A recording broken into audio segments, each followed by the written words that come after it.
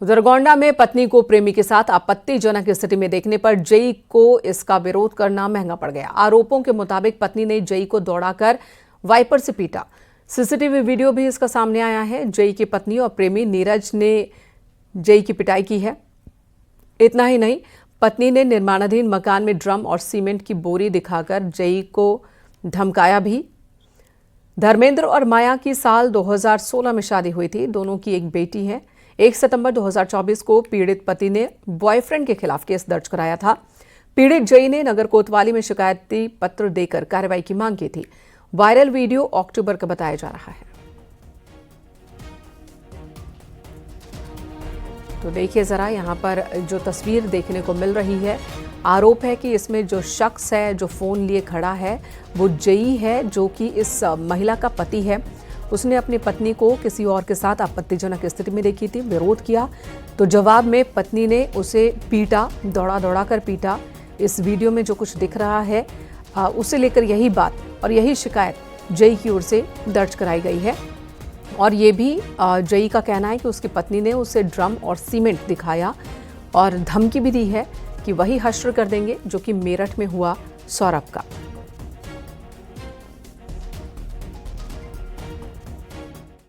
आज तो उन्होंने मेरा आंखें फोड़ने का प्रयास किया और मेरा चश्मा भी तोड़ दिया। आप देख सकते हैं, मैं चश्मा मैंने जुड़वाया नहीं इसलिए, और कह रही है कि तुमको ज्यादा करोगे ड्रम में भरवा देंगे, नीरज के गुंडों से कटवा देंगे। और आज भी नीरज उसको लेके साथ में गया है। आज जब झगड़ा हुआ तो मैंने पुलिस बुलाया। जब पुलिस को बुलाया तो पुलिस कोतवाली ले गई कि चल आप थाने चलिए। वहाँ पर सब लोग गए, वहाँ से भाग गई नीरज के साथ बहाने से कि मैं खाना खाने जा रही हूँ, चली गई वहाँ से, तब से गए थे। आज धमकी दिया कि नाटक करोगे तो जान से मार देंगे और नीरज के गुंडों से मरवा देंगे। कल रात में इसने फोन किया, मेरी माता जी साथ में यहाँ पर हैं, उनका परिवार ही मेरे साथ खड़ा हुआ है, क्यों सच्चाई जान रहे हैं। और जब मैंने इस बात का विरोध किया तो आज उन्हें हथौड़ी से मारने का प्रयास किया, मेरा गला पकड़ लिया। न्यूज 18 संवाददाता देवमणि इस वक्त हमारे साथ फोनलाइन पर मौजूद है। देवमणि, जो आरोप लगाए गए हैं, वीडियो भी कुछ उन आरोपों को तस्दीक करता हुआ दिख रहा है, और अब इस मामले में पुलिस ने क्या केस दर्ज किया है, क्या शिकायत करवाई गई है? देखिए, ये 2016 में इन लोगों की जब शादी हुई तो सब कुछ ठीक ठाक चल रहा था। उसके बाद इन लोगों में अनबन होनी शुरू हुई। जो पति का आरोप है उसका ये कहना है, उसकी पत्नी माया का, उसके एक प्रेमिका और उन लोगों का इस तरह का आपत्तिजनक स्थिति में देखे जाने की बात धर्मेंद्र कर रहे हैं। उनका ये कहना है कि लगातार इन लोगों के अवैध संबंध से प्रेम प्रसंग चल रहा था, जिसके चलते लगातार वो शिकायत कर रहा था और इस चीज को मना कर रहा था, जिसकी वजह से 1 सितंबर 2024 में मुकदमा भी दर्ज कराया था धर्मेंद्र ने बॉयफ्रेंड के खिलाफ। उसके बाद कल जब ये मामला एक बार फिर से मारपीट में फिर से हुआ तो दोनों पक्षों को कोतवाली बुलाया गया। हालांकि पति लगातार ये आरोप लगा रहा है कि पत्नी जो चूंकि मेरठ जैसा कांड है, सौरभ के साथ जो हुआ वैसा करने की बात कर रहा है। घर में ड्रम दिखाते हुए उसका वीडियो भी है। वहीं पत्नी का जो आरोप है वो उसका ये कहना है कि उसकी छोटी बहन से उसका संबंध है और इसके वजह से मुझे छोड़ना चाहता है, इस वजह से इस तरह के आरोप लगा रहा है। तो कहीं ना कहीं दोनों तरफ से आरोप प्रत्यारोप का दौर चल रहा है। लेकिन फिलहाल जो सीसीटीवी फुटेज है उसमें साफ तौर पे देखा जा सकता है कि पत्नी वाइपर लेकर उसको धर्मेंद्र को मारने दौड़ रही है और वो मोबाइल फोन से 112 नंबर और पुलिस को बुलाने की कोशिश कर रहा है। यही घटना कल भी हुई जब दोनों लोगों के बीच मारपीट हुई।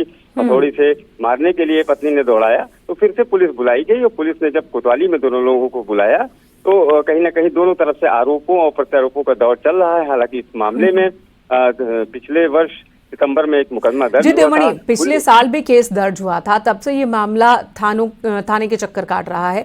क्या दोनों ने अलग होने की कोशिश नहीं की? और पत्नी कह रही है कि ये गलत आरोप लगा रहा है क्योंकि ये अलग होना चाह रहा है, तो उसकी पीछे की वजह क्या बता रही है?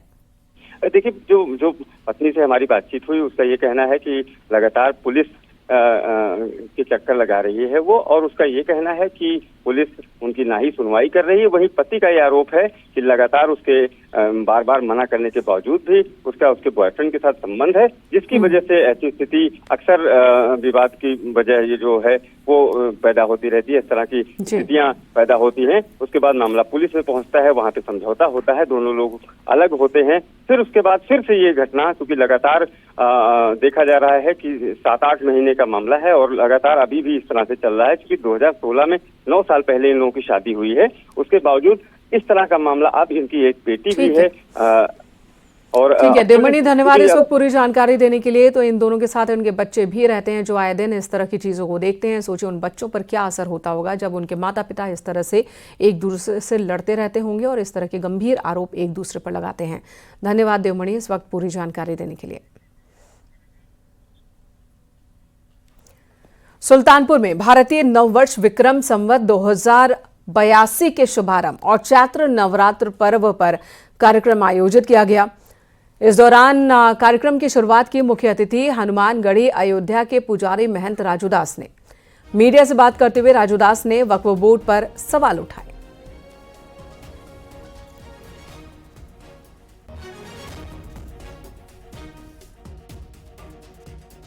जिस प्रकार से इस्लामिक कानून में का बढ़ावा देना, वक्फ बोर्ड, इसके बाद मुसलमानों के और भी कानून लागू होना, ये अच्छी बात नहीं है।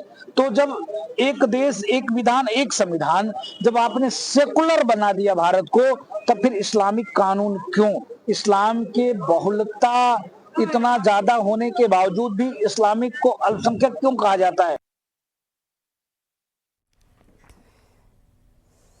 मथुरा में महर्षि गौतम जयंती कार्यक्रम का आयोजन हुआ और इस कार्यक्रम में अलीगढ़ के बीजेपी सांसद सतीश गौतम और हरियाणा के युवा सशक्तिकरण मंत्री गौरव गौतम मथुरा पहुंचे।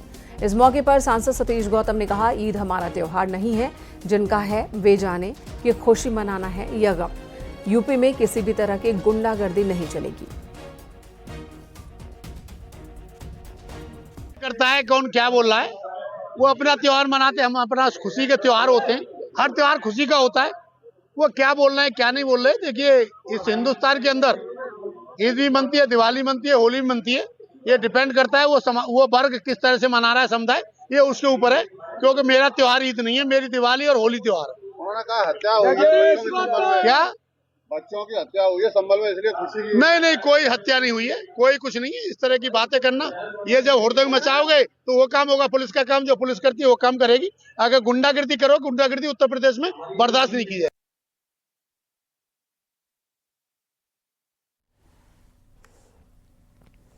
मुजफ्फरनगर में बीजेपी के पूर्व विधायक विक्रम सैनी ने भड़काऊ बयान दिया। विक्रम सैनी मंच से बोल रहे थे, युवाओं को भड़का रहे थे। विक्रम सैनी कह रहे हैं कि ऐसे लोग जो किसी संत या किसी महापुरुष के बारे में गलत बोलते हैं, उनका इलाज होना चाहिए। आंदोलन से कुछ नहीं होता, चुपचाप चाल लड़के जाओ, जहां मिले ठोक दो। बहुत ही भड़काऊ बयान है। न्यूज़ 18 ऐसे बयानों के साथ कतई खड़ा नहीं है। हिंसा को उकसाने वाले इस बयान के साथ खड़ा नहीं है। आगे उन्होंने और क्या कहा वो भी सुनाते हैं।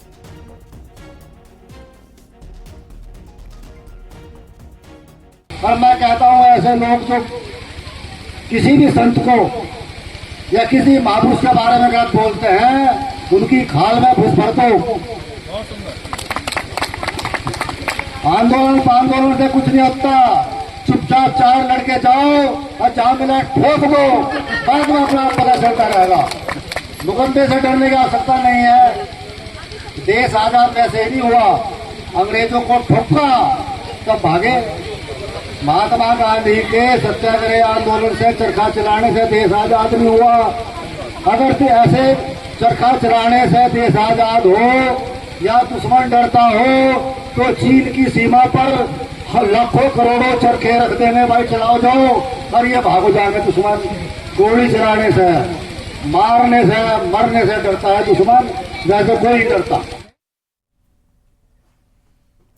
तो एक तरफ विक्रम सैनी लड़कों को उकसा रहे हैं कि जाओ मारो, कानून का डर मत करो। दूसरी तरफ महात्मा गांधी के योगदान को कम दिखा रहे हैं और बीजेपी नेता यहीं पर रुके नहीं। कार्यक्रम खत्म होने के बाद जब उनसे पूछा गया कि आपने ऐसा बयान क्यों दिया, तब भी उन्हें अपनी गलती का एहसास नहीं हुआ। अपनी बात पर अडिग रहे और भड़काऊ बात दोहराते नजर आए। उन्होंने पढ़ानी, महाराणा सांगा ने 100 युद्ध लड़े और वे सारे युद्ध जीते। ऐसे क्रांतिकारी महान राणा सांगा थे, उनके बारे में इस प्रकार की बातें बोलना वो गलत है। विधायक जी, अभी आपने जो है मंच से जो है बोला कि तलाक तलाक तलाक, क्या आए इसका मतलब क्या है? मतलब यह है कि मुसलमानों में तलाक तलाक होता था, हमारी सरकार इस पर कानून लाई, वो गलत है। हमारे हिंदू धर्म में, सनातन धर्म में तलाक नहीं होता।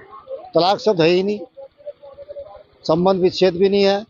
और यूँ बात खराब हो जाए, अलग हो जाए, वो अलग बात है, लेकिन तलाक हमारे यहाँ नहीं है और वहाँ भी तलाक गलत है। एक महिला की जिंदगी खराब होती है।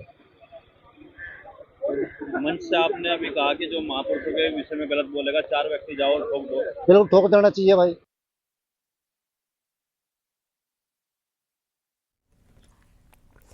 और अगली खबर ललितपुर से, जहां सिविल लाइन चौकी इंचार्ज ने मेडिकल कॉलेज के सामने स्थित एक चबूतरे से शिवलिंग हटवा दिया। इससे हिंदू संगठनों के लोग नाराज हुए। आरोपों के मुताबिक चौकी इंचार्ज पुलिस कर्मचारियों के साथ वहां पहुंचे, मेडिकल कॉलेज के बाहर सड़क किनारे पीपल के पेड़ के नीचे स्थापित शिवलिंग को हटवाया। आपको बता दें, स्थानीय दुकानदार यहां नियमित पूजा करते थे। शिवलिंग हटाए जाने की खबर फैलते ही हिंदू संगठन के कार्यकर्ता पहुंच गए। उन्होंने शिवलिंग को फिर से स्थापित किया। हिंदू संगठन के लोगों ने कोतवाली पहुंचकर नारेबाजी की। मामला सामने आने के बाद एसपी ने आरोपी चौकी इंचार्ज विवेक धामा को हटाया है। उनकी जगह संजय दुबे को चौकी इंचार्ज बनाया गया है। नगर में जो सरकारी अस्पताल है उसके पहले एक मंदिर है, शिव मंदिर है, जो शंकर जी की वहाँ पे रखे हैं, एक चबूतरा है और लगभग 20 साल से वहाँ पे शंकर जी विराजमान हैं और उनके बगल में अच्छे वृक्ष भी लगाए हैं जो पर्यावरण को शुद्ध करते हैं। लेकिन आज अभी मालूम हुआ कि जो वहाँ के दरोगा जी हैं उन्होंने वहाँ के शिव मंदिर को वहाँ से हटा दिया, शिव जी की मूर्ति को वहाँ से अलग कर दिया और वहाँ पे जो पुजारी उनको धमकी दी कि अगर तुमने वापस यहाँ पे शिव जी की पूजा की तो तुमको यहाँ से जेल डाल देंगे। बरेली में एक शख्स को सड़क पर साइड नहीं देना महंगा पड़ा। साइड नहीं देने पर स्कूटी सवार ने कार सवार बीजेपी नेता को कार से बाहर खींचा, फिर बेरहमी से उसकी पिटाई कर दी, जिसके बाद मौके पर मौजूद लोगों ने बीच बचाव किया और उस शख्स को बचाया। बताया जा रहा है कि जिस शख्स ने कार सवार बीजेपी नेता की पिटाई की वो आरपीएफ का सिपाही है। फिलहाल पुलिस ने मुकदमा दर्ज कर उसकी तलाश शुरू कर दी है।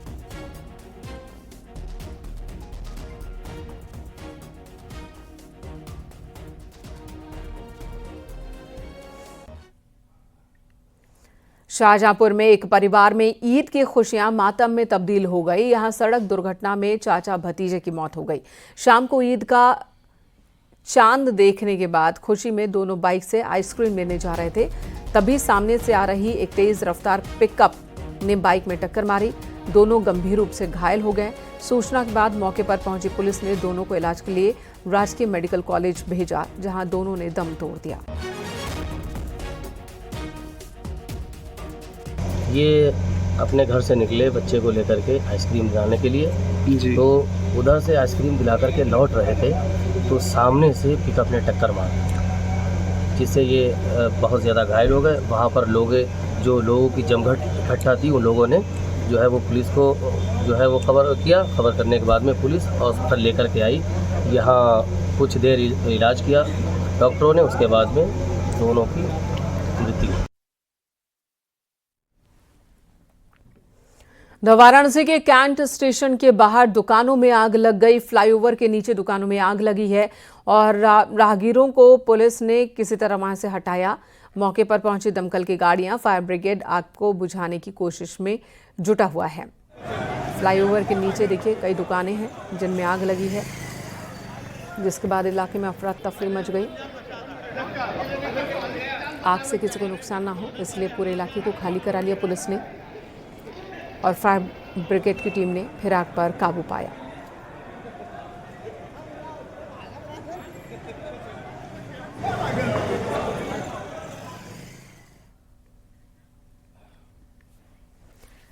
आज ईद मनाई जा रही है। सुबह से ही मस्जिदों में ईद की नमाज पढ़ी जा रही है। लोग गले लगकर एक दूसरे को ईद की बधाई दे रहे हैं। ईद को लेकर लोगों में भारी उत्साह है और इस बीच सीएम योगी आदित्यनाथ ने भी सभी को ईद की बधाई दी है। ईद के मद्देनजर पुलिस भी अलर्ट है। आपको बता दें, यूपी में सड़कों पर नमाज पढ़ने पर रोक लगाई गई है। पुलिस खास तौर से चौकसी बरत रही है। ईद के मद्देनजर तमाम ईदगाहों पर, मस्जिदों के बाहर व्यापक इंतजाम किए गए हैं। बड़ी संख्या में लोग ईद की नमाज अदा कर रहे हैं और इसके लिए ईदगाह और मस्जिद पहुंच रहे हैं। प्रदेश की बात की जाए 16,000 से ज़्यादा मस्जिदों में ईद की नमाज पढ़ी गई। व्यवस्था को बनाए रखने के लिए भी पुलिस पूरी तरह से अलर्ट है।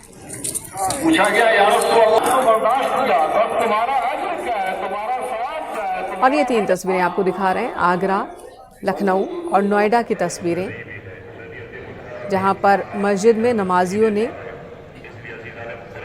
नमाज अदा की। ये 3 तस्वीरें ईद पर एक दूसरे को मुबारकबाद देते हुए, लोग एक दूसरे को गले मिलकर ईद की मुबारकबाद दे रहे हैं। लखनऊ, आगरा और नोएडा की ये तस्वीरें देखिए। सख्त सिक्योरिटी के बीच ईद की नमाज पढ़ी गई मस्जिद के अंदर। एक बार में सैकड़ों की संख्या में नमाजी मस्जिद में पहुंच रहे हैं, नमाज अदा कर रहे हैं।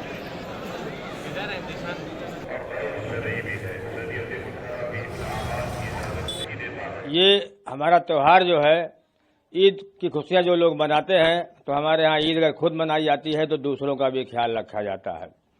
अमीर हो गरीब हो, सभी के लिए जो है हमारे यहाँ ईद एक सा बराबर है कि अगर जो है पड़ोसी भी हमारा गरीब है तो ईद उसकी भी होना चाहिए। ये हमारा मजहब है। अगर हम नया कपड़ा जो है पहनते हैं तो गरीब आदमी अगर हमारे घर के बगल है तो वो भी नया कपड़ा पहने, इसी का नाम ईद है। तो ईद का त्यौहार ये हिंदू और मुसलमान दोनों एक साथ जो है हम लोग खुशियां मनाते हैं और हम सभी को लोग जो है मुबारकबाद भी देते हैं। तो ईद का त्योहार है और नवरात्र भी है। यूपी में मीट की दुकानों को लेकर योगी सरकार ने जो आदेश जारी किया है, अब उसे लेकर सियासत शुरू हो गई है। समाजवादी पार्टी के नेता रामगोपाल यादव ने नवरात्रि के बीच मीट की दुकानों को बंद करने के आदेश को लेकर योगी सरकार पर हमला किया। रामगोपाल यादव ने कहा कि ये फैसला विनाश काले विपरीत बुद्धि जैसा है।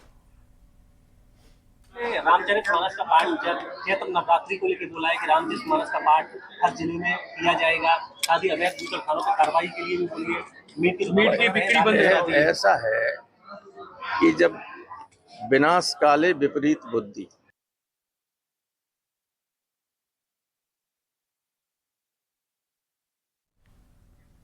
खबर लखनऊ से, जहां कृष्णा नगर और आशियाना में बजरंग दल ने मंदिर के पास मीट की दुकानों को बंद कराया। बजरंग दल कार्यकर्ताओं का दावा है कि एक दुकान के फ्रीजर में मीट रखा था। दुकानदार से बहस के दौरान पुलिस भी पहुंच गई। महापौर ने भी मीट की दुकानों का निरीक्षण किया। आपको बता दें, नवरात्रि के दौरान मंदिरों के 500 मीटर के दायरे में मीट की दुकान बंद रखने के निर्देश दिए गए हैं।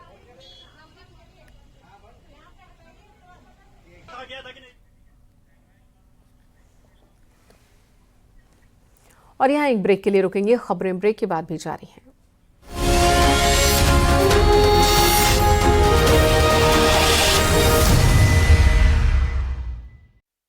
रिटायरमेंट का मतलब आप देख रहे हैं न्यूज़ 18 उत्तर प्रदेश उत्तराखंड।